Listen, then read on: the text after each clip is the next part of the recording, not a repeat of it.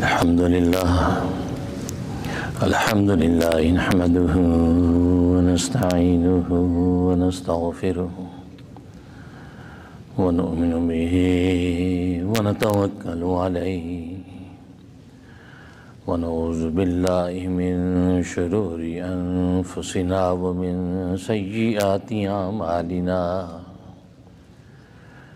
من يهده الله فلا مضل له ومن يضلله فلا هادي له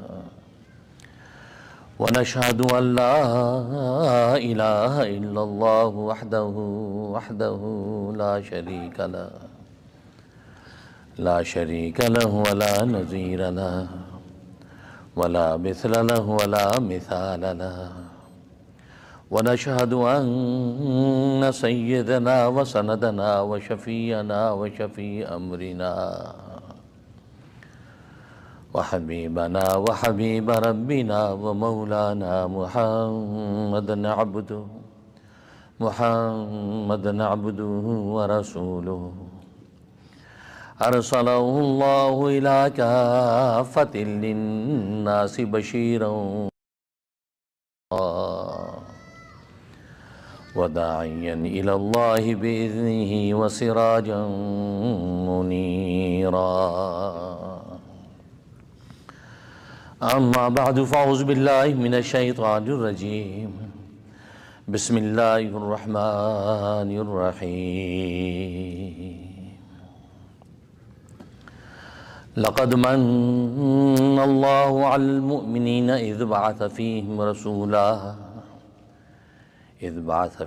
رسولا من أنفسهم يتلو عليهم آياته ويزكيهم ويعلمهم الكتاب والحكمة وإن كانوا من قبل لفي ضلال مبين صدق اللہ۔ سب سے پہلے مشیت کے انوار سے نقش روئے محمد بنایا گیا، سب سے پہلے مشیت کے انوار سے نقش روئے محمد بنایا گیا، پھر اسی نقش سے مانگ کر روشنی بزم کونوں مکان کو سجایا گیا۔ وہ محمد بھی احمد بھی محمود بھی، وہ محمد بھی احمد بھی محمود بھی، حسن مطلق کا شاہد بھی مشہود بھی، علم و حکمت پہ وہ غیر محدود بھی، ظاہراً امیوں میں اٹھایا گیا۔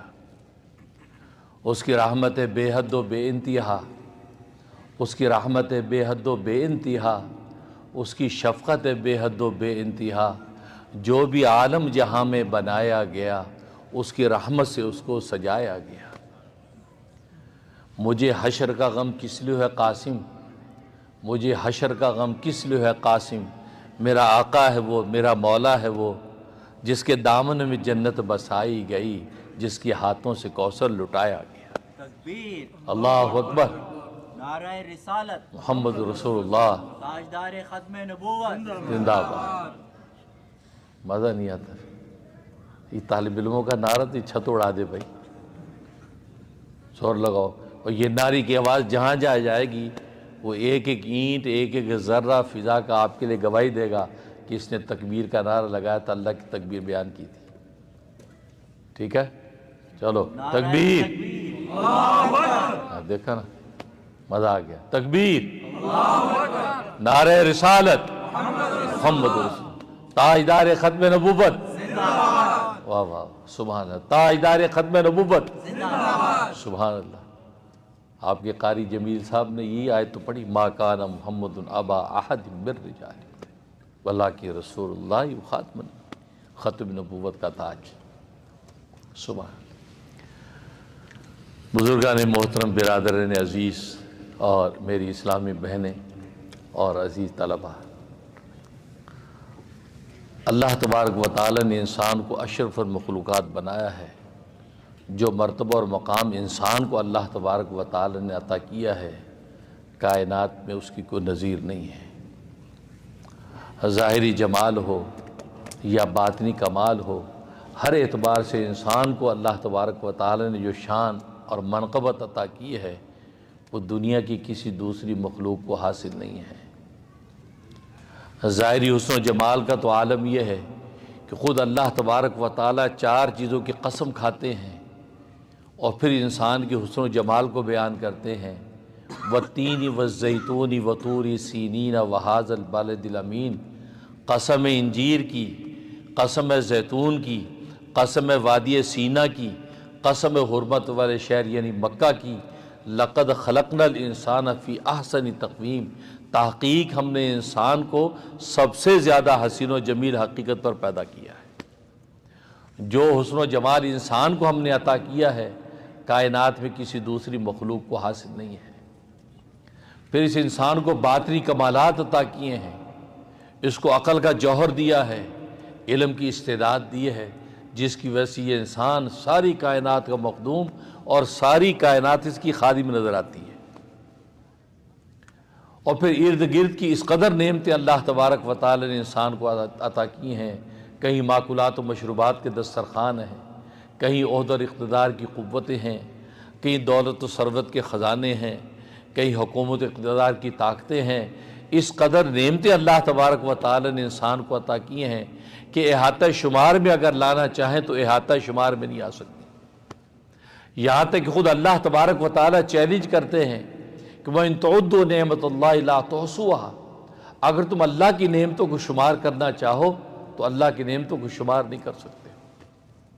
گویا کہ آسمانوں کے ستارے شمار ہو سکتے ہیں، صحراؤں کے ذرے شمار ہو سکتے ہیں، دریاؤں کے پانی کے قطرے شمار ہو سکتے ہیں، نباتات کے پتے شمار ہو سکتے ہیں، جراثیم پانی میں دوڑنے والے شمار ہو سکتے ہیں۔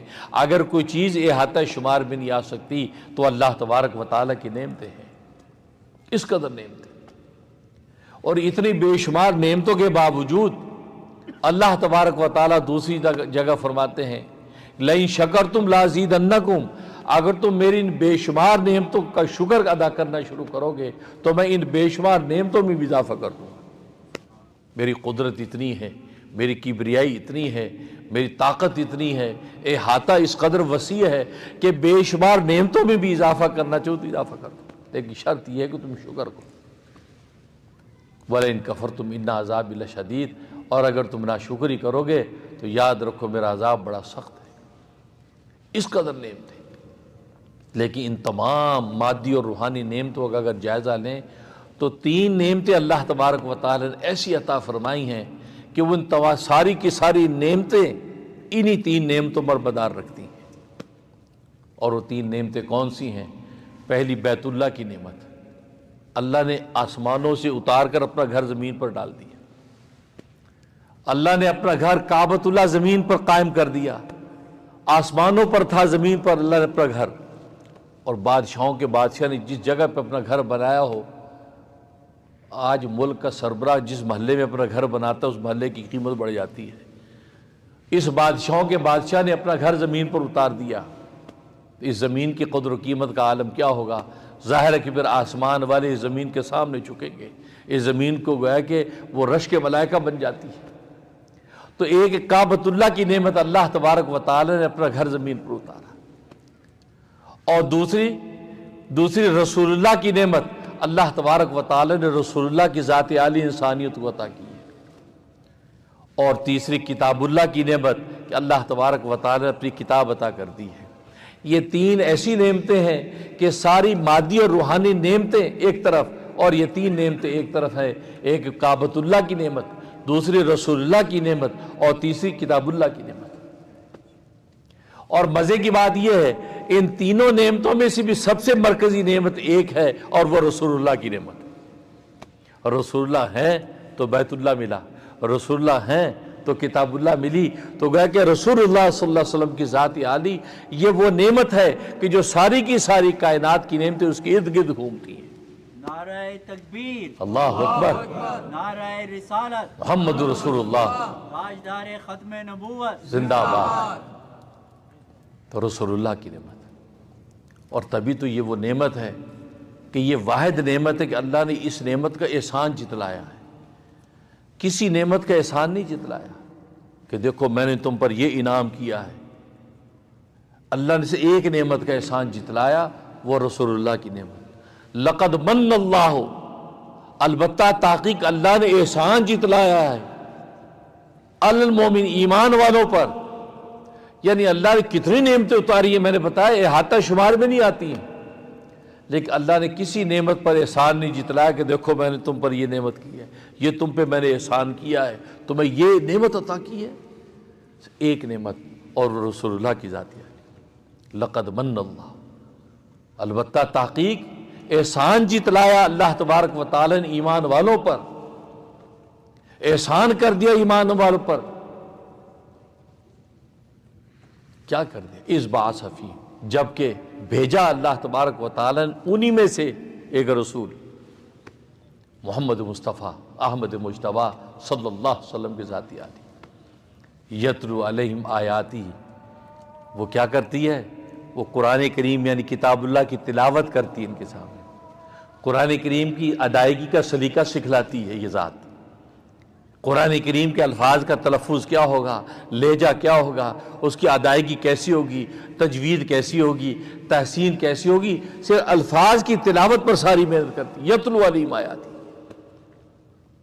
اور یتلو علیہم آیاتی کے لفظ سے پتہ چل گیا کہ اگر ترجمہ پتہ بھی نہیں ہے اور آپ اس کی تلاوت کر رہے ہیں تو اس پر بھی اللہ تبارک و تعالیٰ آپ کو اجر عطا فرما رہے ہیں.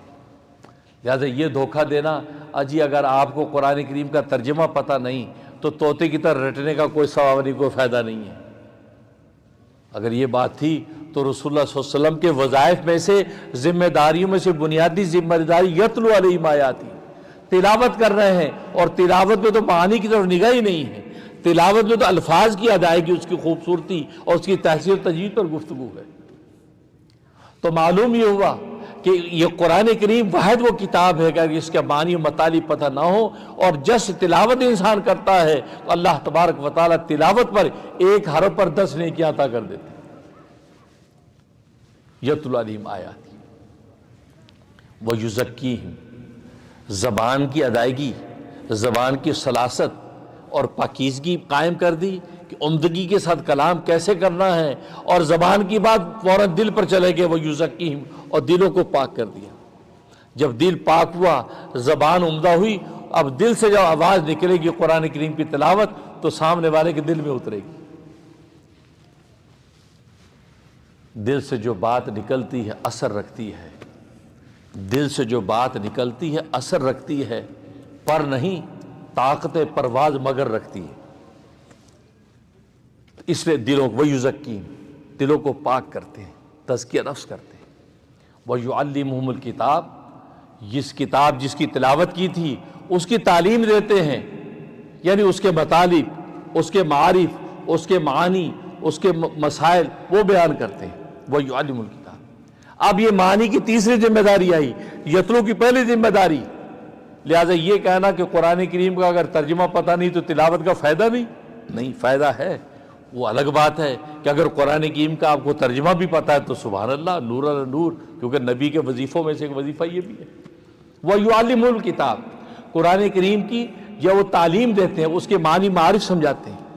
والحکمہ، اور سنت کی تعلیم دیتے ہیں، وے آف لائف بتلاتے ہیں، کھانا کیسے ہے، پینا کیسے ہے، گفتار رفتار کیسی ہوگی، کردار و اخلاق کیسا ہوگا، نشست و برخاست کیسی ہوگی، سونا جاگنا کیسے ہوگا. ایک ایک زندگی کے ادا کی تعلیم دیتے ہیں کہ یہ سنتیں کیسے ہوں. والحکمہ، حکمت کی تعلیم یعنی سنت کی تعلیم دیتے ہیں. تو گویا کہ یہ 4 وظائف تو اللہ تبارک و تعالی نے نبی کریم صلی اللہ علیہ وسلم کی ذات عالی جو انسانیت کو دی تو اس پر احسان جتلایا ہے. یہ وہ انعام ہے کہ جو میں نے ایمان والوں پہ کیا. من انفسہم، انہی میں سے ہیں. یہ نہیں کہ آسمان سے کوئی فرشتہ لا کے اتار دیا ہو اور یہ کہا کہ بھی ہم تو ان کو پہچانتے نہیں ہیں، ان کا انداز زندگی الگ ہوگا. نہیں، انہی میں سے ہیں، انہی میں شب و روز گزارے. یہ پیغمبر تمہیں بھیجا ہے، یہ احسان ہے. اور مزے کی بات آپ جانتے ہیں کہ ذات یہ نعمت عظمیٰ کس مہینے میں ملی؟ ربیع الاول کے مہینے میں ملی. ربیع الاول چل رہا ہے، ربیع الاول کے مہینے میں اللہ تبارک و تعالی نے یہ نعمت عطا کی ہے. اور جس مہینے میں یہ نعمت اللہ تبارک و تعالی نے عطا کی ہو اس مہینے کی فضیلت کا کیا عالم ہوگا. ظاہر ہے کچھ تو میٹر کرتا ہے. اور یہ وجہ ہے کہ 4 ایسے عظیم الشان واقعات کہ کائنات انسانی میں اس کی کوئی نظیر نہیں ہے، اللہ تبارک و تعالی نے ربیع الاول کے مہینے میں ظاہر فرمائے۔ ربیع الاول کا مہینہ اور پیر کا دن، اس لیے علماء نے لکھا ہے کہ ہم تو نبی کی ایک ہی ولادت جانتے ہیں کہ آپ صلی اللہ علیہ وسلم 12 ربیع الاول کو پیدا ہوئے، مشہور قول یہ ہے 12 ربیع الاول کو پیدا ہوئے، بس ایک ہی ولادت۔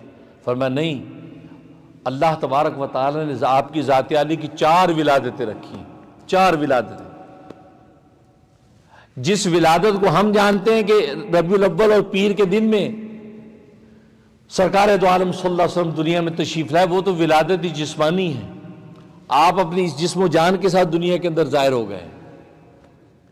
اس کے علاوہ آپ کی 3 اور ولادتیں ہیں، وہ کون سی ہیں؟ ایک ولادت عرفانی ہے، دوسری ولادت احسانی ہے، تیسری ولادت جاویدانی ہے۔ گویا کہ 4 ولادتیں ہیں، پہلی ولادت جسمانی، دوسری ولادت عرفانی، تیسری ولادت احسانی اور چوتھی ولادت جاویدانی۔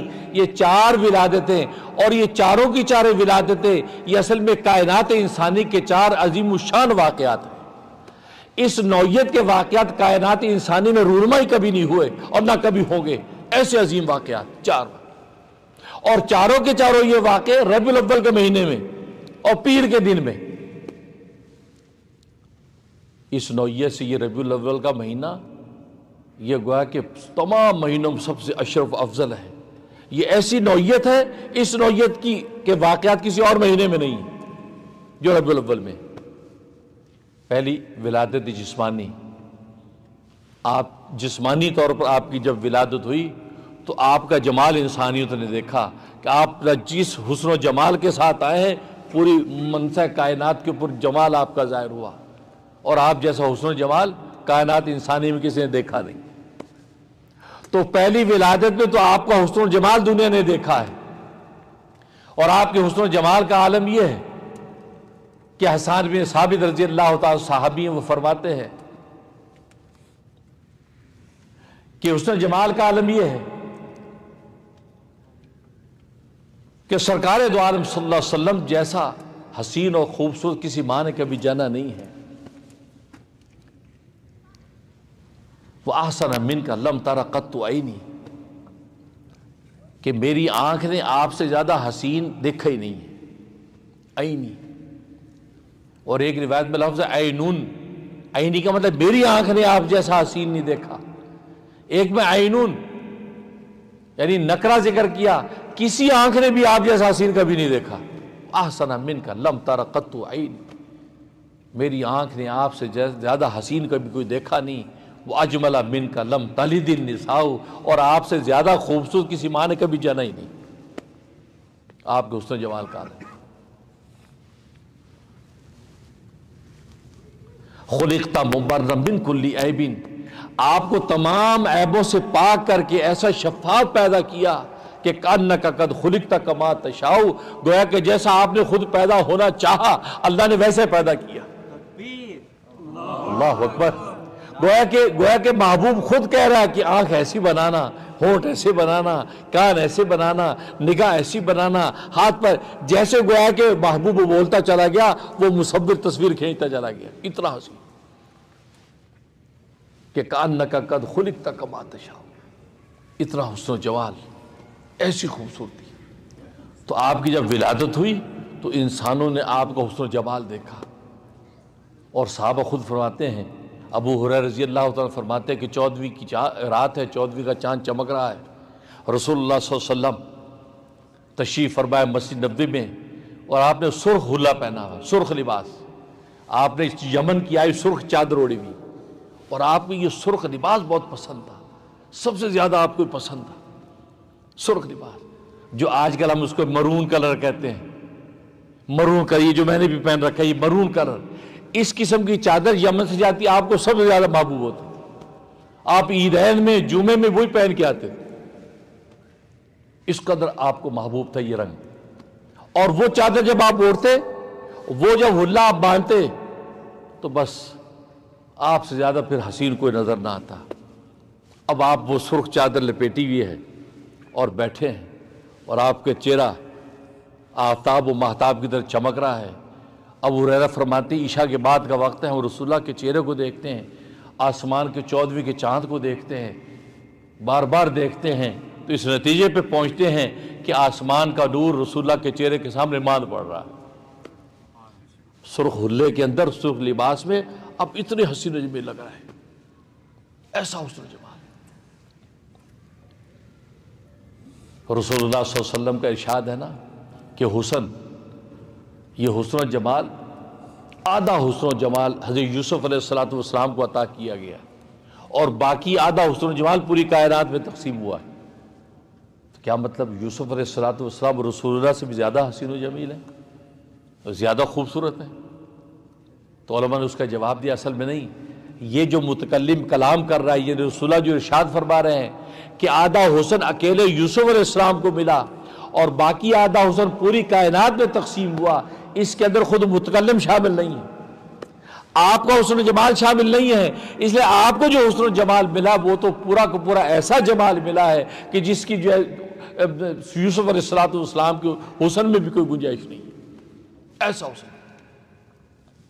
اور دوسرا مطلب یہ ہے کہ یوسف علیہ السلام کو حسن ملا ہے اور آپ کو جمال ملا ہے، جمال۔ اور جمال و حسن میں فرق یہ ہوتا ہے کہ حسن اس خوبصورتی کو کہتے ہیں کہ جب اس کو دیکھتے چلے جائے فوراً دیکھتے ایک دم امپریس ہوتا ہے، امپریشن پڑتا ہے، انسپائر ہوتا ہے اس کے دیکھ کے، جب دیکھتا رہتا ہے اس کے ہونٹوں کی، آنکھوں کی، اس کی جو ہے ہاتھوں کی، اس کی خوبصورتی ایک حد کے بعد جا کے رک جاتی ہے۔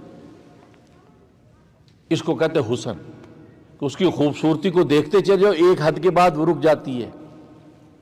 لیکن جمال اس خوبصورتی کو کہتے ہیں، اس جمال کو اگر دیکھتے رہیں تو آپ دیکھتے چلے جاتے ہیں، اس کی خوبصورتی میں اضافہ ہوتا چلا جاتا ہے، یہاں تک کہ دیکھنے والی آنکھیں خیرہ ہو جاتی ہیں، نگاہ ہٹا لیتا ہے اور کہتا ہے اس سے زیادہ خوبصورت دیکھا ہی نہیں۔ آپ کو جمال ملا اور یوسف علیہ السلام کو حسن ملا ہے، لہذا جمال حسن پر فائق ہوتا ہے۔ تبھی تو حدیث میں آتا ہے ان اللہ جمیل، اللہ جمیل ہے، خوبصورت ہے۔ وہاں یہ نہیں فرمایا ان اللہ حسین، اللہ حسین ہے، اللہ جمیل ہے، یعنی جو خوبصورتی اللہ کی اس کی تو کوئی انتہا ہی نہیں ہے۔ ان اللہ جمیل یحب الجمال، اللہ خوبصورت ہے اور خوبصورتی کو پسند کرتا ہے، جمال کو پسند کرتا ہے۔ یہ حدیث نبی کریم صلی اللہ علیہ وسلم اس وقت بیان فرمائی کہ آپ تکبر اور کبر پر گفتگو فرما، جس کو تکبر اس کو کہتے ہیں، تکبر اس کو کہتے ہیں۔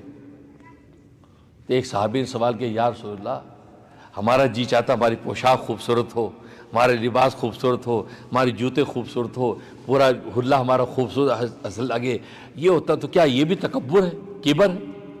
فرمایا کہ نہیں، یہ کبر نہیں ہے، یہ جمال ہے۔ کیوں؟ ان اللہ جمیل یحب الجمال، اللہ خود خوبصورت ہے اور خوبصورتی کو اللہ پسند کرتا ہے۔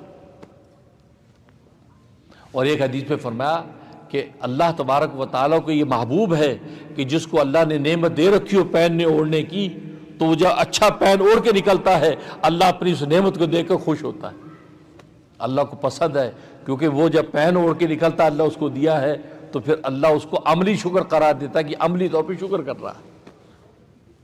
فرمایا کہ یہ جو جمال ہے یہ اللہ کو بہت پسند ہے۔ تکبر کسے کہتے ہیں؟ فرمایا کہ دوسرے کو حقیر سمجھنا اور حق کا انکار کرنا، اس کو تکبر کہتے ہیں۔ اگر دل میں کیفیت یہ ہے کہ آپ حق کا انکار کرتے دوسرے کو حقیر سمجھتے ہیں، فرمایا یہ تکبر ہے، اور یہ تکبر نہیں اچھی پوشاک پہننا اور اوڑھنا، فرمایا یہ تو جمال ہے، اللہ کو جمال پسند ہے۔ تو آن صلی اللہ علیہ وسلم کو جمال عطا کیا تھا۔ خود صحابہ فرماتے آپ صلی اللہ علیہ وسلم کو ہم جب دیکھتے، آپ کی عضو کی جس خوبصورتی اور تناسب کو دیکھتے چلے جاتے، نگاہ خیرہ ہو جاتی تھی اور آپ کی خوبصورتی اس کی بڑھتی جاتی۔ آپ کے ہونٹ مبارک، لب مبارک پر نگاہ ڈالی تو لبوں کی خوبصورتی بڑھتی چلی جا رہی ہے، اس کی کوئی انتہا ہی نہیں۔ اور یہی وجہ ہے، عجیب بات احادیث میں آتی ہے کہ تمام صحابہ نے کبھی جی بھر کے آپ کو نہیں دیکھا۔ آپ کے چہرے کا حسن و جمال، اس پر تجلیات الہی کی ایسی ہیبت تھی کہ عام صحابہ تو آنکھ بھر کے کبھی دیکھ بھی نہیں سکے۔ چیدہ صحابہ ابو بکر صدیق عمر فاروق جیسے چیدہ صحابہ نے آنکھ بھر کے آپ کو دیکھا ہے، آپ کے چہرے پہ نگاہ نہیں ٹکی کسی. آج دنیا کے اندر ایک بزرگ اللہ کا نور اس کے چہرے پہ برس رہا ہو, ہماری نگاہ اس کے چہرے پہ ٹکتی نہیں ہے, اور رسول اللہ کے چہرے کا عالم کیا ہوگا. اس لیے عام صحابہ تو کبھی آنکھ بھر کے آپ کو دیکھ بھی نہیں سکے, کیونکہ آپ کے چہرے انور کی داڑھی کیا تھی؟ کالی تھی, کالی داڑھی. اور اگر سفید ہوتی پھر تو ابو بکر کی بھی نگاہ نہ ٹکتی.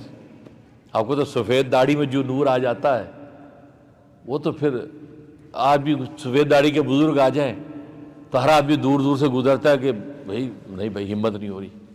اب کالی داڑھی والا بزرگ صاحب نے ہاں یار دوست لگ رہا ہماری عمر کا, جی مولانا ذرا یہ مسئلہ بتائیے, ہے نا, بے تکلف سے فوراً. لیکن سفید داڑھی والا بزرگ آ جائے تو دور ہٹتے. اور یہ حکمت تھی اللہ تبارک و تعالیٰ نے رسول اللہ صلی اللہ علیہ وسلم کی داڑھی مبارک 63 سال کی عمر تک کالی رکھی. اگر آپ کی داڑھی سفید ہو جاتی تو پھر وہ کہتا قصب فیض ہی رک جاتا, کسی کی ہمت نہ ہوتی آپ کے قریب آنے کی. اس لیے آپ کی کالی داڑھی 63 سال کی عمر میں ایک دیہات کا بدو اٹھ کے جا کے پوچھ لیتا ہے یا رسول اللہ یہ کیا چیز ہے, اے محمد آپ کا کیا پیغام ہے. وہ کہتا کالی داڑھی کا نوجوان بیٹھا کوئی. مقصد تھا فیض کا دروازہ کھلا رہے, جو آئے جھٹ پوچھے اور اس کو پیغام پہنچ جائے. حضرت انس رضی اللہ عنہ فرماتے بس یہ جو جگہ یہاں پہ تھوڑے سے 8-10 بال سفید, ادھر تھوڑی سی سفیدی آئی, اور یہ جس کو بچہ داڑھی کہتے ہیں یہاں تھوڑی سی, اور یہ داڑھی کا حصہ ہے, بعض لوگ اس کو مونڈ دیتے ہیں. اس لیے ہمارے بزرگ بھائی یہ بچہ داڑھی بھائی, یہ داڑھی ساڑھ یہاں سے ہوتی ہے, کبھی داڑھی آتی یہیں سب سے پہلے یہاں بال آتے, یہ داڑھی کا حصہ, اس کو مونڈنا جائز نہیں ہے. تو یہ فرمایا کہ یہاں تھوڑے سے آپ کے بال سفید ہوئے, باقی ساری داڑھی آپ کی کالی. اور کالی داڑھی میں اور نورانی چہرہ کیا لگتا ہوگا, اللہ اوپر نگاہ نہیں ٹکتی. کالی گھٹا کے اندر چاند جھانک رہا ہو, کیا نظارہ ہوتا ہے. صحابہ نے یہ نظارے دیکھے اور پھر اپنی آنکھوں میں اس کے فوٹو کھینچے. تو ابھی تو صحابہ کی قیمت کیا بنی کہ جن آنکھوں میں رسول اللہ صلی اللہ علیہ وسلم کی تصویر کے فوٹو تھے, جن شاگردوں نے ان آنکھوں کو دیکھ لیا, اللہ نے ان کو تابعی بنا دیا کہ تم نے ان آنکھوں کو دیکھ لیا ہے کہ جن آنکھوں نے رسول اللہ کے فوٹو کھینچے ہیں, لہذا تمہیں صحابہ کے بعد تمہارا مقام تمہیں تابعی بنا دیا. اب تابعیوں کی آنکھوں کو جس نے دیکھا اس کو تابعی بنا دیا. ارے تم وہ آنکھیں کہ جنہیں ان آنکھوں کو دیکھا جنہیں صحابہ کو دیکھا تھا, صحابہ کی آنکھوں میں رسول اللہ کے فوٹو دیکھے ہیں, لہذا تمہیں تابعی بنا دیا. اور یہ 3 زمانے خیر القرون قرنی ثم الذین یلونہم ثم الذین یلونہم, فرمایا یہ 3 زمانوں میں خیر ہی خیر ہے. جسے صحابہ کو دیکھا, تابعین کو دیکھا, تابعین کو دیکھا, تابعین تک وہ رسول اللہ کے چہرے کی تصویر چلتی رہی, وہاں تک فضیل, اس کے بعد پھر فتنہ ہی فتنہ. اس سے رسول اللہ کے چہرہ انور کا مقام دیا. صحابہ نے آپ کے چہرہ انور کو دیکھا آنکھوں سے, اور ظاہر ہے کہ ایمان کی بنیاد تو صحبت پر ہے نا. دل کی آنکھ سے دیکھ لیا تو بھی فیصلہ ہو گیا. عبداللہ ابن ام مکتوم صحابی نابینا ہے, لیکن آپ کی صحبت اٹھائی, آنکھ ظاہری آنکھ نہیں لیکن دل کی آنکھ کھول کر کہہ دیا اشہد اللہ الہ الا اللہ واشہد ان محمد رسول اللہ. ان کو صحابہ کی فہرست میں لکھ دیا. اور ابو جہل نے اپنی آنکھیں پھاڑ پھاڑ کے اس صلح کو دیکھا, شب و روز دیکھا, لیکن محبت کی نگاہ سے نہیں دیکھا, عداوت کی نگاہ سے دیکھا. وہ ابو جہل رہا, عرب کا سب سے بڑا پڑھا لکھا عقل مند اور ندوہ پارلیمنٹ کا چیئرمین, کتنا بڑا عہدہ. تو رسول اللہ صلی اللہ علیہ وسلم کو نہیں پہچانا تو کیا, ابو جہل اس کا لقب بن گیا. آج قیامت تک انسان اس کو ابو جہل کہتی ہے, جہالت کا باپ. یعنی جاہل کا باپ بھی نہیں, جہالت کا باپ. کہ جہالت کا باپ, اس کے اندر اور زیادہ مبالغہ ہے, اتنا جاہل کہ جہالت کا باپ ہے یہ ابو جہل. اور جس صحابی نے ظاہری آنکھ سے دیکھا, دل کی آنکھ سے دیکھ لیا, تو اللہ تبارک و تعالی اس کو صحابی بنا دیا. اور جس کی شان منقبت میں ابسا اتر آئی, ابسا وتولی ان جاءہ الاعمی, یہ پیغمبر چین بجبی ہوا, منہ موڑا جب اس کے پاس آیا ایک نابینا عبداللہ ابن ام مکتوم. وہ پورا ایک واقعہ ہے. تو کہنے کا مقصد یہ ہے رسول اللہ صلی اللہ علیہ وسلم کے چہرے انور کی تابانی. تو ولادت جسمانی آپ کی ہوئی تو کائنات انسانی نے آپ کا جمال دیکھا. پھر ٹھیک 40 سال کے بعد آپ کی ولادت روحانی ہوئی، اور روحانی میں پہلا مرحلہ ولادت عرفانی، یعنی آپ کو نبوت ملی. آپ کو نبوت ملی تو انسانیت نے آپ کا کمال دیکھا. 40 سال کے بعد نبوت، اور وہ ربیع الاول پیر کا دن، ربیع الاول کا مہینہ پیر کا دن آپ کو نبوت مل رہی. اب آپ کا کمال کائنات انسانی کو نظر آ رہا ہے کہ آپ نبی بن کے آ رہے ہیں. اور نبی بھی کون سے؟ خاتم الانبیاء، ختم نبوت کا تاج پہن کے آئے. کم و بیش 1,24,000 نبیوں کے اندر نبوت تقسیم ہوتی رہی. کمالات نبوت بڑھتے رہے یہاں تک بے انتہا کو جب نبوت پہنچ گئی، آخری کمال کو جب نبوت پہنچی تو وہ سارے کمالات اکٹھے کر کے محمد مصطفیٰ کو عطا کر دی. نعرہ تکبیر، اللہ اکبر، نعرہ رسالت، محمد رسول اللہ، تاجدار ختم نبوت. کیا بات. کائنات حسن پھیلی تو لامحدود تھی، کائنات حسن پھیلی تو لامحدود تھی، اور جب سمٹی تو نام محمد ہو کر رہ گئی.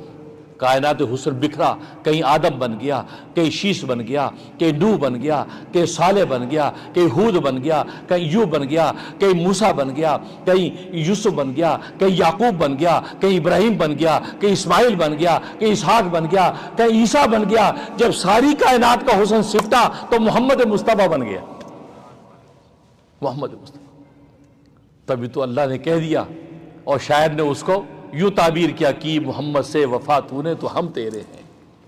کی محمد سے وفا تو نے تو ہم تیرے ہیں، یہ جہاں چیز ہے کیا لوح و قلم تیرے ہیں. یہ قرآن کریم کی آیت کا ترجمہ. قل، اے پیغمبر کہہ دو ان کو، ان کنتم تحبون اللہ، اگر تم اللہ سے محبت کرتے ہو، فاتبعونی، میری سنتوں کی اتباع کرو، تو یحببکم اللہ، تو اللہ تم سے محبت کرنے لگیں گے. تو نبی کی اداؤں پہ مت مٹو، نبی کی سنتوں کو اپنی زندگی کے اندر لے آؤ.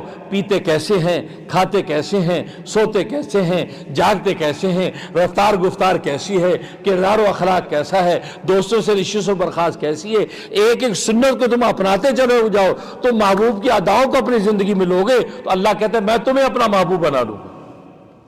کتنا آسان راستہ اللہ کا محبوب بننے کا. آپ نبی کی سنتوں والی زندگی اختیار کریں، اللہ آپ کو اپنا محبوب بنا دیں گے. اور حضرت داتا گنج بخش صاحب رحمۃ اللہ علیہ بہت بڑے محدث ہیں. لوگ تو جانتے ہیں کہ ایک اللہ والے درویش تھے جی، لاہور کے اندر ان کا مزار ہے، ایک اللہ والے درویش. وہ درویشی میں تو اللہ نے ان سے جو کام لیا سبحان اللہ، لیکن وہ اپنے وقت میں بہت بڑے محدث، بخارا سے چلے ہیں، بہت بڑے محدث، علم حدیث کے امام. ان کی کتاب کشف المحجوب، کشف المحجوب، واہ واہ، ایسے پردے کھولے انہوں نے روحانیت کے اس کتاب کے اندر، کمال کر دی. اس میں وہ بحث چھیڑتے ہیں کہ اللہ کا محبوب بننا افضل ہے یا اللہ کا عاشق بننا افضل ہے. کیونکہ ایک اللہ کا عاشق ہے، اللہ کا محبوب، یعنی ہم اللہ سے محبت کرنے والے بنے یہ مقام اونچا ہے، یا اللہ ہم سے محبت کرنے والا بنے یہ مقام اونچا ہے. اس پر بحث کرتے ہیں، واقعات کو بیان کرتے، تفصیلات بیان کرتے ہیں، اور اس نتیجے پر پہنچتے ہیں اللہ کا محبوب بننا افضل ہے، اللہ کا عاشق بننا. اللہ کا عاشق بننا بڑا امتحان ہے. دنیا کے مجازی چھوٹے چھوٹے محبوبوں کا کوئی عاشق بن جائے، اس عاشق کو کتنی ٹھوکریں پڑتی ہیں، کتنی آزمائشیں ٹوٹتی ہیں، وہ اپنے عشق میں ناکام ہو کے گر جاتا ہے. اللہ کے عشق کی پرواز تو بڑی مشکل ہے، آسان نہیں ہے. فرمایا کہ کوئی نصیب والے ہی اس عشق کی منزل کو طے کرتا ہے. کیوں؟ اس لیے کہ صبر و تحمل کا، استقامت کا پہاڑ جب تک نہ بنے عشق الہی کی منزل طے نہیں ہوتی. تبھی تو ایک شاعر کہتا ہے، بس چلا چل قطع راہ عشق اگر منظور ہے، بس چلا چل قطع راہ عشق اگر منظور ہے، یہ نہ دیکھے ہم سفر نزدیک ہے یا دور ہے، مشکلیں عاشق کو ہیں بس قبل از دیوانگی، مشکلیں عاشق کو ہیں بس قبل از دیوانگی، چند دنوں غم سہ لیا پھر عمر بھر مسرور ہے. یہ اللہ کی عشق کی منزل ایسی ہے، بس چلتے جاؤ چلتے جاؤ. یہ نہ ہو کہ اللہ پکار رہے تو سنتا نہیں، اے اللہ تجھے پکار تو سننا ہی. ہمارا کام پکارنا، ہمارا کام اس سے کچھ سنوانا نہیں ہے، ہمارا کام پکارنا ہے. جو ایک عارف کہتا ہے نا، مال لیدہ کم پانی لانا پر پر مشکاں لاوے، माली दा कम पानी लाना पर पर मशकां लावे, मालक दा कम फल फूल लाना लावे या ना लावे। माली जो होता है माली, उसका काम वह पानी डाले पर मशक भर भर के लगाए, पौधों को पानी डालना इसका काम, भर भर के मशकें डाले। ये ना सोचे फल लगेगा कि नहीं, उसका काम बस पानी डाले पौधों को। उस मालिक का काम है वो फल लगाए या ना लगाए, आप अपना काम करें। हम तो माली हैं, बस हमारा काम अल्लाह को पुकारना है। ये नहीं कहने कि अल्लाह जवाब तू क्यों नहीं देता, इसका हमें हक नहीं है। हमारा काम सजदों में गिरना है, खुदा को पुकारना है, रोज़ों में भूखा रहना है, ज़कातें बांटनी है, लब्बैक के नारे, बस हम अपना काम करते रहें। ये ना कि अल्लाह भी आप जवाब क्यों नहीं देते। नहीं नहीं, आशिकों को ये पूछने का हक नहीं है। माली दा कम पानी लाना पर पर मशका लावे, मालक दा कम फल फूल लाना लावे या ना। शाह मुतवक्किल रहमतुल्लाह अलैह 3 दिन मुराकबे में, अल्लाह के नाम में मुराकबे में बैठे हैं। फाका है, एक खादिम भी साथ है और लब्बैक लब्बैक पुकार रहे हैं, और आगे से जवाब आता है ला लब्बैक ला लब्बैक, तेरी लब्बैक कबूल नहीं है। 3 दिन हो गए, अब भूखे हैं। ज़ाहिर है कि ये विलायत व मार्फत का रास्ता फ़क्र व फाक़े से चलता है। देखो नबी के दामन में जैसे सहाबा आए, फ़क्र व फाक़ा शुरू हो, पेट पे पत्थर आ गए। ये पहला इम्तिहान होता है, फ़क्र व फाक़ा। तो खादिम बोला पीछे से कि हज़रत ये 3 दिन से हम आप लब्बैक लब्बैक कर रहे हैं, आगे से जवाब हाथ गैबी से आता ला लब्बैक, तुम्हारी लब्बैक कबूल नहीं है, तो कब तक पुकारते रहेंगे, कब तक पुकारते रहेंगे। तो शाह मुतवक्किल ने फरमाया कि मियाँ कोई और दरवाज़ा है खटखटाने का जिसको जाके खटखटाऊं, इसलिए कि मेरे पास तो खटखटाने का एक ही दरवाज़ा है, उसको पुकारने वाले तो लाखों हैं। मैं किस दर पे जाऊंगा, मेरा दर ही एक है, इसी दर को खटखटाता रहूंगा, वो खोले ना खोले उसका काम है, मैं अपना काम करूं। बस आप अपना काम करते रहें, आप अल्लाह से मांगते रहें, उसके दर को खटखटाते रहें, उसके सामने सजदों में गिरते रहें। ये ना सोचे अल्लाह भी अभी तो हुआ काम नहीं मेरा, नहीं, ये आपका काम है। बस ये कहना था। तीसरा दिन पूरा हुआ, आसमान से चांदी की टिड्डियां गिरना शुरू हो गई, चांदी बरसना शुरू हो गई। अब वो शागिर्द ने कहा हजरत चांदी बरस रही है। फरमाया तू ही परेशान हो रहा था, अब समेट ले, अब समेट ले, तू ही परेशान हो रहा था कि अल्लाह सुनता नहीं। नहीं, अल्लाह सुनता है। अल्लाह कभी आशिकों का इम्तिहान लेता है।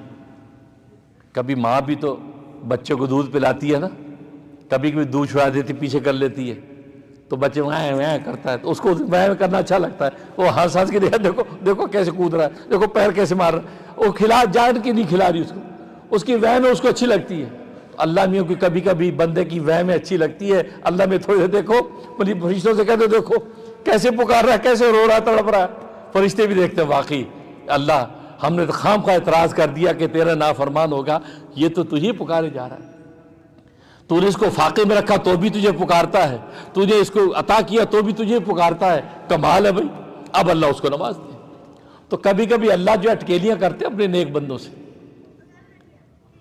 इसलिए हदीस में आता है कि बसा औकात एक दुआ करने वाला शख्स दुआ करता है, मांगता है, अल्लाह कहते फरिश्तों का इसको जल्दी से दे दो, इसको दे दो, दे देते हैं उसको। दूसरे एक नेक बंदा मांगता है तो अल्लाह मियां कहता है भी ठहरो, फिर मांग रहा है, ठहरो। तो फरिश्ते पूछे रब्बे ज़ुल्जलाल, वो तो तेरा नाफरमान था, उसने जैसे मांगा आपने कहा दे दो इसको, और ये तो तेरा नेक फरमाबरदार बंदा है बेचारा, ये कब से तड़प रहा है, आप इसको दे नहीं रहे। फरमाया कि उसका मांगना मुझे इतना मकरूह और बुरा लगता है कि जैसे उसने मांगा मैंने कि इसको दे दो, बार बार मुझसे मांगे नहीं, उसका मांगना मुझे बुरा लगता है। और ये मेरा नेक बंदा, इसका मांगना मुझे इतना भला लगता है कि बार बार मैं सुनना चाहता हूँ कि कैसे मांग रहा है, इसे जरा ठहर जाओ, थोड़ी देर में देते हैं। अब जो अल्लाह की तो अदाएं ये हैं, और आप सोचते कि यार देखो अल्लाह मेरे काफरों को दे दिया, हमें नहीं दिया, हम तो नबी पाक का कलम भी पढ़ते, यार उनको दे दिया। नहीं, अल्लाह को उनका मांगना ही मकरूह लगता है, दो इसको फारिग करो यार।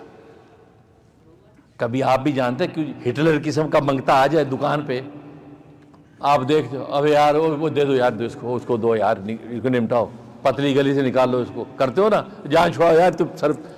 तो बाजों का मांगना बुरा लगता है, यार दे के फारिग करो जल्दी से। और बाज दफा अपना बच्चे ही मांग रहा है, आप हाँ देते हैं, उसका मांगना आपको अच्छा लग रहा है। اور مجھے یاد ہے کہ کراچی میں مسجد طیبہ بلاک ڈی نارتھ ناظم آباد کراچی پاکستان میں وہاں امام خطیب تھا، تو جمعہ کا دن تھا، عشاء پڑھا کے میں نکلا تو ایک فقیر کھڑا تھا وہاں، کہا کہ اللہ کے نام دے دو بھائی، اللہ کے نام سے مانگ رہا تھا، تو میں نے بس وہاں ہاں کیا حال ہے بھائی، اللہ آپ کے تو چلا کہ میں امام تھا۔ وہاں سے میں اپنے شیخ اور میرے والد نسبتی حسن الاولیاء امام الاتقیاء حضرت مولانا محمد یوسف لدھیانوی شہید قدس سرو، یہ میرے پیر و مرشد بھی ہیں، میرے سسر بھی ہیں، تو اور وہ حضرت مولانا یوسف لدھیانوی قطب العالم حضرت شیخ الحدیث مولانا محمد زکریا کاندلوی مہاجر مدنی جو تبلیغی جماعت کے بزرگوں میں سے ہیں، ان کے خلیفہ ہیں، تو گویا کہ حضرت شیخ زکریا میرے دادا پیر ہیں، سلسلہ چشتیہ کی یہ لڑی میری اوپر تک جاتی ہے۔ تو اب میں وہاں عشاء پڑھا کے پھر میں اس دن جو ہے حضرت کے ہاں دستگیر نمبر 14 فلاں مسجد آیا کرتا تھا، فیڈرل ایریا بلاک 14، تو میں وہاں سے عشاء کے بعد ادھر آیا، تو وہاں آپ جانتے ہیں دہلی جاوید نہاری، آپ لوگ سارے جانتے ہیں کراچی کے مشہور دہلی جاوید نہاری، تو میں وہاں پہنچا تو روٹیاں لینی تھی، میں نے روٹیاں لی، گاڑی میں بیٹھا، فیملی ساتھ بیٹھی تھی، تو وہی فقیر جو وہاں میری مسجد طیبہ میں وہاں کھڑا آ کے بکر بھائی صاحب اللہ کے نام دے دو بھائی اللہ، میں نے یوں دیکھا، میں کہا یار یہ وہی ہے، یہ تو وہاں جمعے میں وہاں تھا، یہاں پہنچا ہوا ہے، تو گھر والوں کا اچھا یہ اب آ گیا میرے پاس کہ بھائی صاحب اللہ کے نام پہ، میں کہا بھائی تم وہی ہو نا جو جمعے میں ملے تھے؟ مجھے جی صاحب میں وہی ہوں، تو میں کہ تم یہاں پہنچے ہو تو وہی تو پھر یہاں آ گئے تم؟ کہ جی بھائی صاحب میں وہاں بھی ملا تھا، اب یہاں بھی آپ کو ملا ہوں، ملا تو ہوں پر لینا دینا نہیں ہوا ملا تو پر لینا دینا نہیں ہوا، تو مطلب ہے کہ وہاں مجھے ملے کچھ لیا دیا نہیں، یہاں بھی ملے آپ ترخار ہے، تو میں ہنس پڑا، تو 2 روپے کا نوٹ نکال کے اس کو دیا، کہتے شکریہ بھائی صاحب۔ تو بات ہوئی مانگنے والا تو مانگتا ہے بھائی، ہم تو مانگتے ہیں، ہمارا کام مانگنا ہے، تو بعض دفعہ مانگنے والے کا مانگنا برا لگتا ہے، ہم جلدی سے کہتے یار اس کو نمٹاؤ۔ تو سرکار دو عالم صلی اللہ علیہ وسلم کی ذات عالی کا حسن و جمال اور پھر کمال، 40 سال کے بعد آپ کو کمال ملا، نبوت ملی، اور ربیع الاول اور پیر کا دن، اور اس کے بعد تیسری ولادت احسانی، آپ نے وہاں مکہ سے مدینہ کی ہجرت کی، یہ ولادت احسانی کیوں؟ اب آپ نے ہجرت جب کی تو اب آپ کو شریعت ملی، پوری وے آف لائف ملی، قرآن سنت کے علوم آپ پر کھلے ہیں، تو یہ احسان پوری انسانیت پر آپ کی ذات کا ہوا، تو ولادت احسانی یعنی ہجرت بھی ربیع الاول کا مہینہ پیر کا دن ہجرت کی، اور اس کے بعد آپ نے جب رحلت فرمائی، مدینہ جب پہنچے وہاں 10 سال آپ کی زندگی گزری، اور دنیا سے جب رخصت ہوئے ہیں تو ربیع الاول کا مہینہ پیر کا دن، گویا کہ یہ ولادت جاویدانی، مطلب ہمیشہ ہمیشہ کی، گویا کہ آپ کی کمالات ایسے ظاہر ہوئے، کبھی ابو بکر میں ظاہر ہو رہے ہیں، کبھی عمر میں ظاہر ہو رہے ہیں، کبھی عثمان میں ظاہر ہو رہے ہیں، کبھی علی میں ظاہر ہو رہے ہیں، پھر صحابہ جو تھے کم و بیش 1,44,000 ان صحابہ نے پھر جو کمالات دکھائے ہیں وہ نبی پاک صلی اللہ علیہ وسلم کی تعلیم کا نتیجہ تھا۔ آپ نے ایسے شاگرد پیدا کی، اسلام کا زمانے میں سکہ بٹھا دیا، اپنی مثال آپ ہے یاران مصطفیٰ۔ تو یہ 4 ولادتیں ہوئیں، ولادت جسمانی ربیع الاول کے مہینے اور پیر کے دن میں، ولادت عرفانی یعنی آپ کو نبوت ملی، ربیع الاول کا مہینہ پیر کا دن ہے، ولادت احسانی یعنی ہجرت آپ نے کی، ربیع الاول کا مہینہ پیر کا دن ہے، اور ولادت جاویدانی یا آپ دنیا سے رحلت آپ نے فرمائی، یہ ربیع الاول کا مہینہ پیر کا دن ہے، یہ وہ مہینہ ہے ربیع الاول کا مہینہ۔ ویسے تو صلاۃ و سلام پورا سال آپ نے پڑھنا ہے، اس مہینے میں تو اور کثرت کرو، اور کثرت۔ اس لیے ہم تو اپنے رحم ٹی وی کے اوپر، آپ جانتے ہیں کہ رحم ٹی وی ہمارا یوٹیوب پہ چینل ہے، اور رحم ٹی وی پہ ہم نے اس سلسلہ ربیع الاول میں شروع کر دیتے ہیں۔ پچھلے سال ہم نے کہا تھا کہ جب وہ تقریباً جو 2 کروڑ کریں گے، 2 کروڑ ہم اس ربیع الاول کے مہینے صلاۃ و سلام پڑھیں گے، اور اس کا پورا ہم نے اس کے اوپر چارٹ ڈال دیا ہے، کاؤنٹر ڈال دیا، تو لوگ دنیا بھر میں سے پڑھ کے اس میں ڈالتا رہے، تو پچھلے مہینے کتنا ہوا؟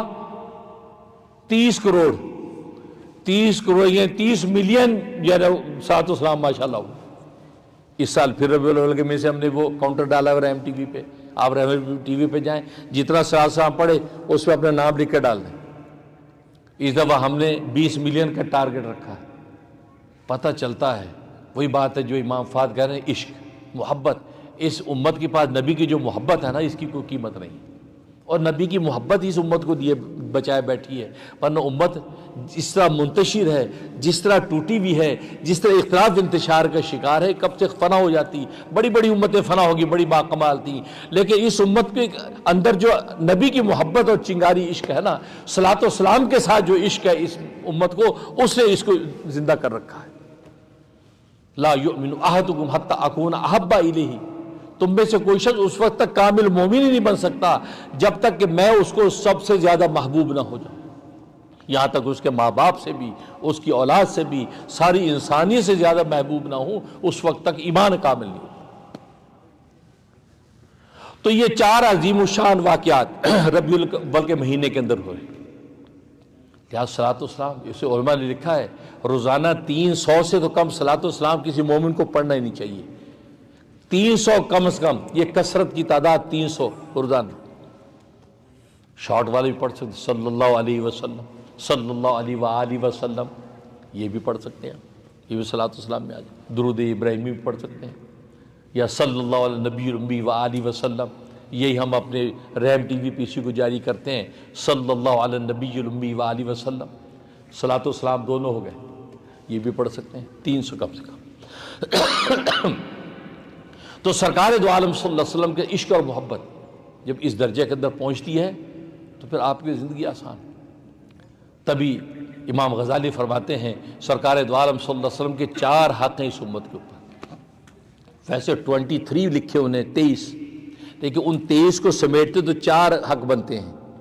پہلا حق محبت ہے، دوسرا حق عقیدت ہے، تیسرا حق اطاعت ہے، اور چوتھا حق نصرت ہے۔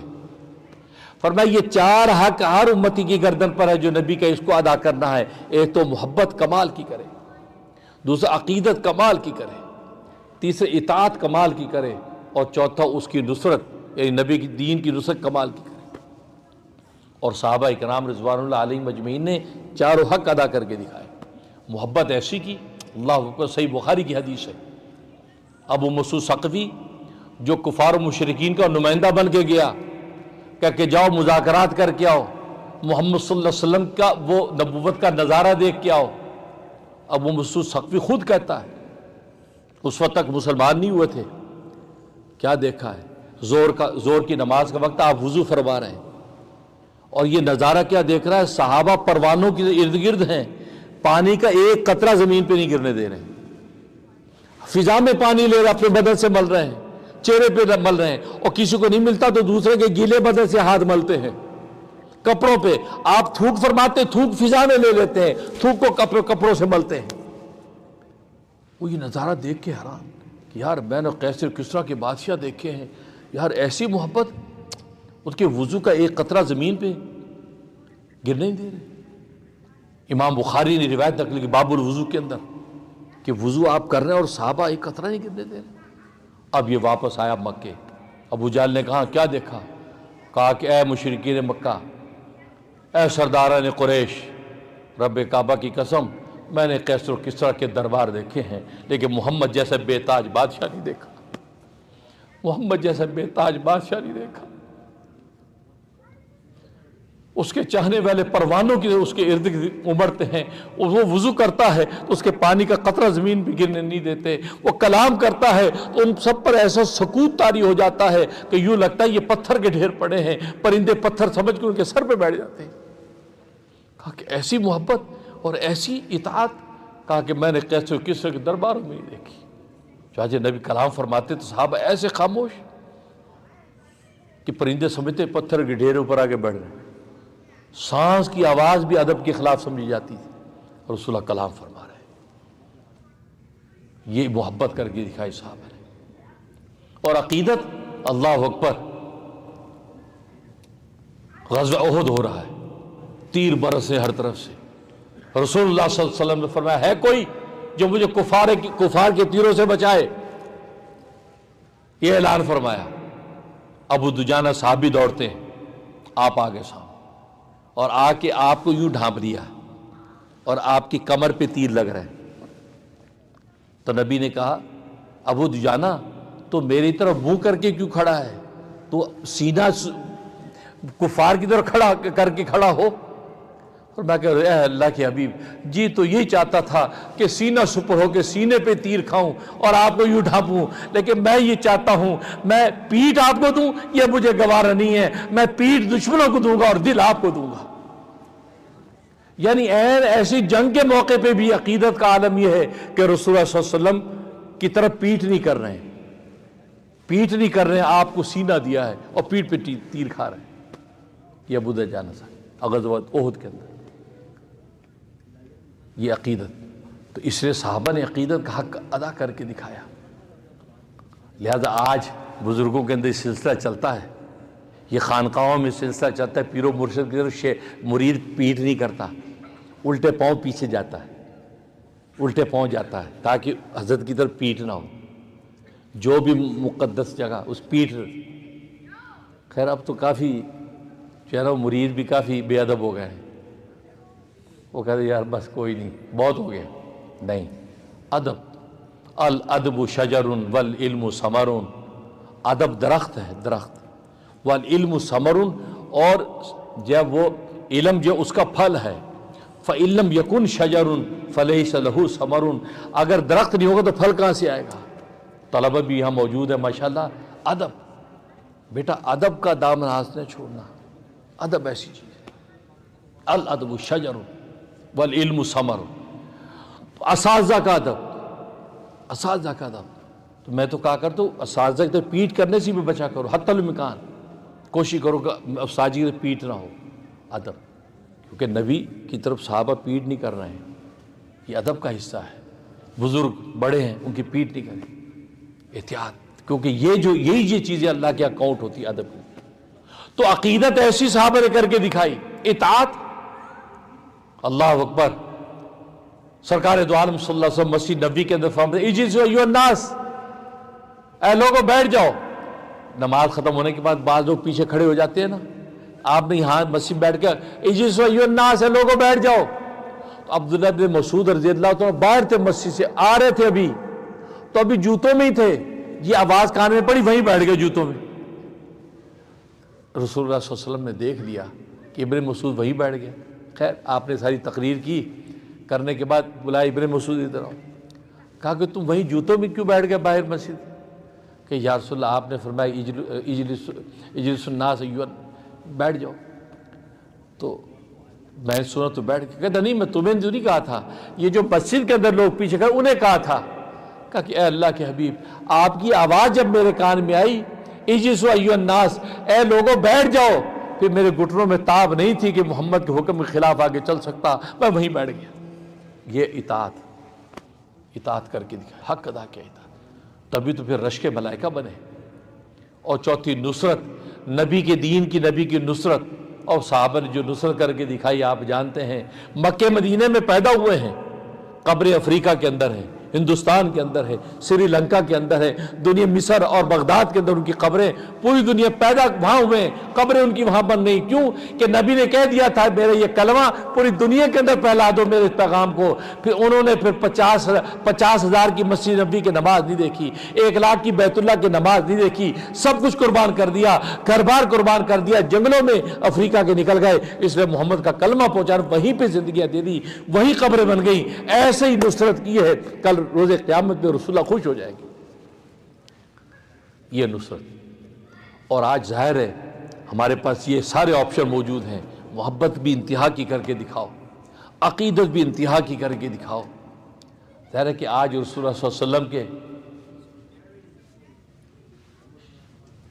شاہ عبدالحق محدث دہلوی رحمۃ اللہ بڑی اچھی بات لکھتے ہیں، حضرت حکیم الامت تھانوی رحمۃ اللہ اس کو نقل فرماتے ہیں، کہتے ہیں نا کہ رسول اللہ صلی اللہ علیہ وسلم کے منہ مبارک، آپ کے منہ مبارک تو دنیا میں موجود ہیں، کیونکہ آپ نے حجۃ الوداع کے موقع پہ تقسیم کر دیے تھے اور وہ چلے آ رہے ہیں لوگوں کے ہاتھوں میں آج۔